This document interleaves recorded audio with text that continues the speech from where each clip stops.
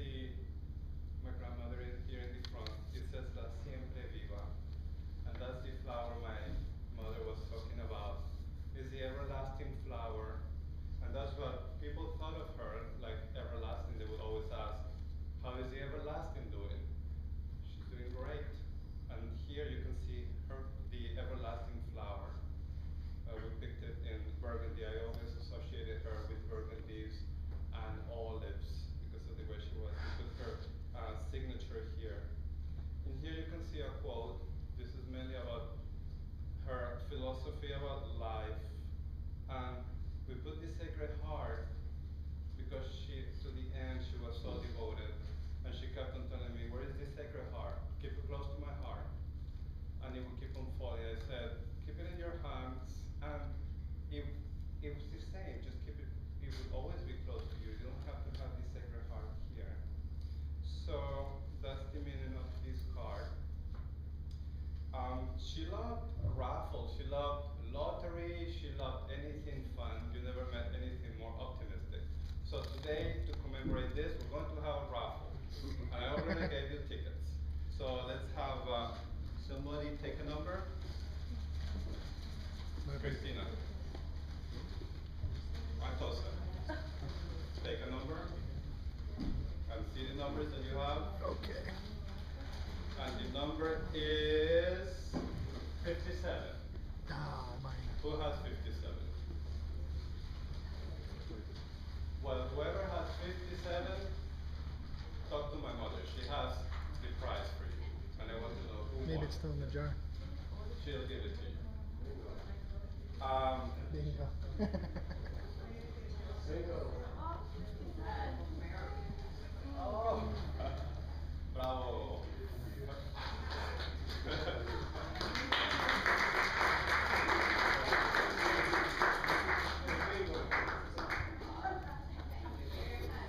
Our neighbor, just by chance, my grandmother wants her married to have the gift. It's something that she crocheted. She was always with some project.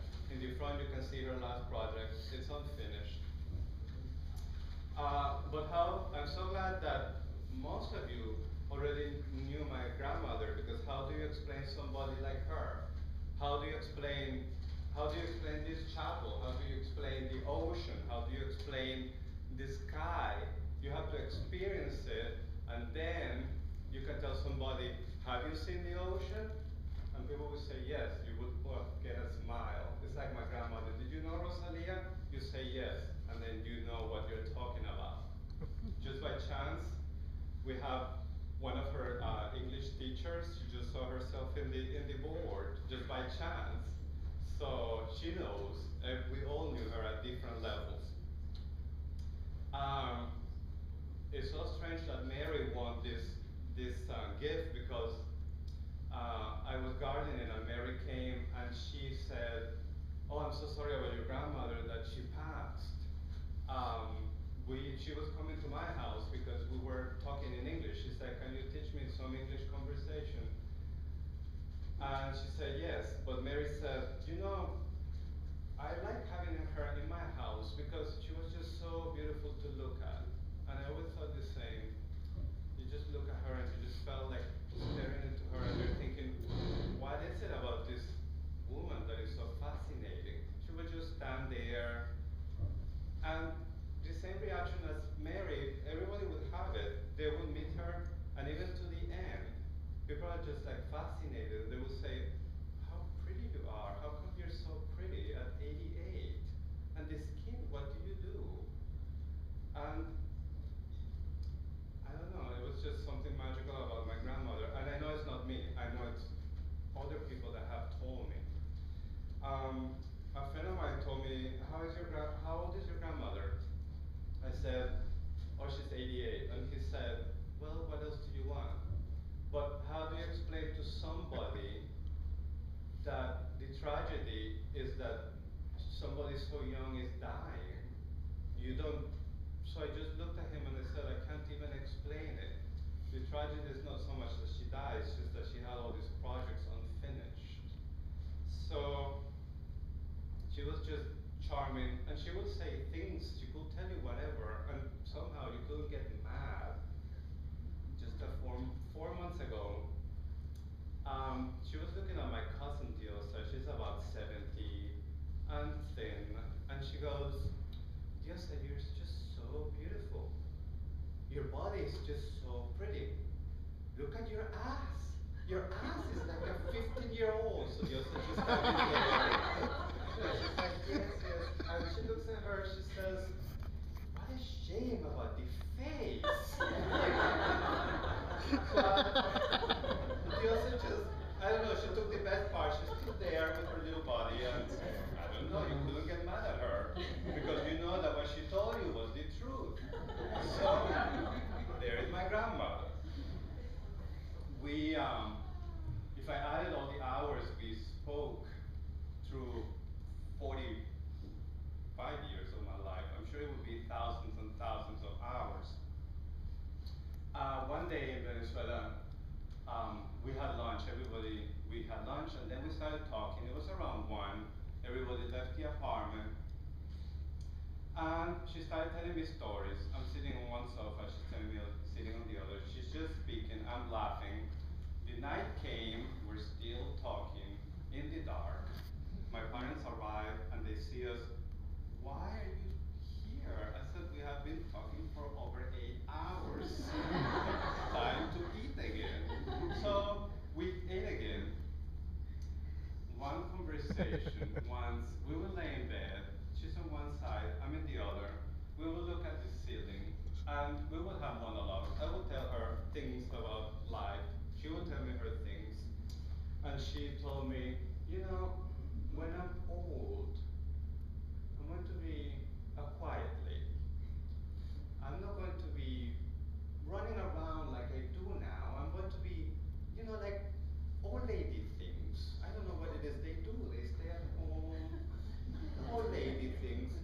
And I said, when is this happening? She said, I don't know, when I turn 80, I think, I will become an old lady. And then she says, my God, I'm 78. I'm going to be an old lady at 80. So I said, well, catch up.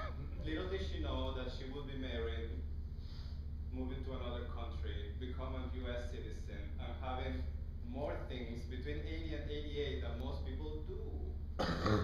So, to close, I would like to say, my uncle, her son, would always give me these boxes full of butterflies, and I would look at them and always associate them with my grandmother and think, which one would it be her? And I always would pick like a red one. And I saw her life as, you know, I see people's life as they're an egg, they're a caterpillar, they're a butterfly, they die. But in her case, she would be an egg, she would be a caterpillar, she would be a butterfly. And then she would mourn, and then she would come an egg again. And then she would be a more beautiful caterpillar, and then a bigger butterfly. And she did this, at least with every husband. So 2 weeks ago, every husband, a bigger, more beautiful butterfly. So I'm glad that 2 weeks ago I came here and I witnessed what I thought was like the last flight. I was holding her hand, and then it was the last flight of the butterfly. This butterfly came, she passed away, and the butterfly came, and now this butterfly is following this boat. So if you see it, let me know. I can see it here, and she's following it. So we're here to celebrate the last flight of the butterfly, my grandmother Rosalia. Thank you for being here. Thank you. Thank you.